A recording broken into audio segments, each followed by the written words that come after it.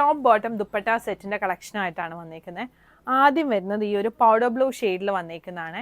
ഇതിൻ്റെ നെക്കിൻ്റെ അവിടെയായിട്ട് ഇതാ ഇങ്ങനെ ഒരു ഓർഗൻസ ട്രാൻസ്പെറൻ്റ് ആയിട്ട് കൊടുത്തിട്ടൊരു കട്ട് ബീഡിൻ്റെ വർക്ക് വരുന്നുണ്ട്. അതിൻ്റെ താഴെയായിട്ട് ഇതാ ഇതുപോലൊരു വർക്ക് വരുന്നുണ്ട്. സ്ലീവ് എൻഡിലും സെയിം അങ്ങനെ തന്നെയാണ് വരുന്നത്. താഴെയായിട്ട് ഇതുപോലെ